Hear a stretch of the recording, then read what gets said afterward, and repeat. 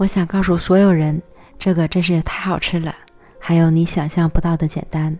320克糯米清洗干净，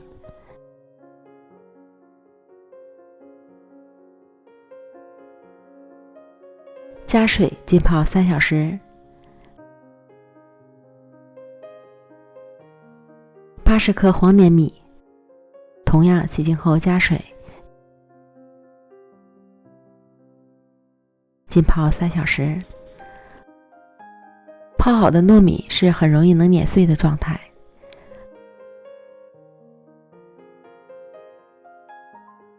控制水分，倒入到绞肉机里，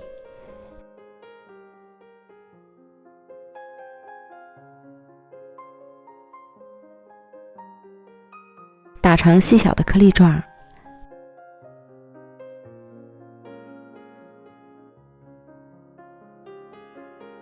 打好后倒入碗中备用。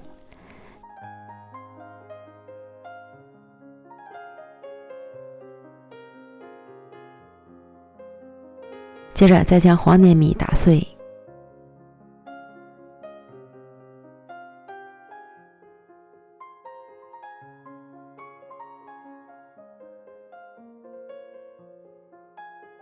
加入30克蜜红豆拌匀，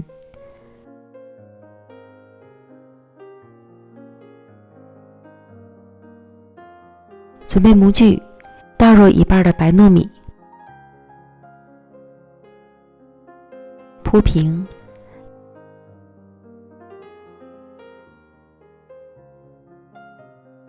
再倒入黄黏米，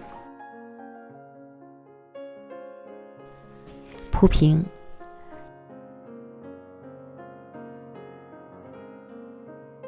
最后倒入剩下的白糯米，铺平，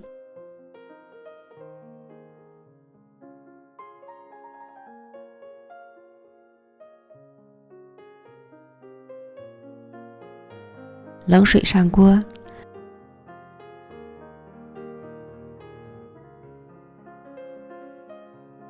水烧开后蒸35分钟。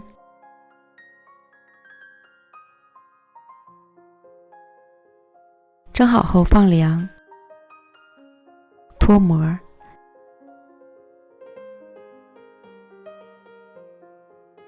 切块，美味继承。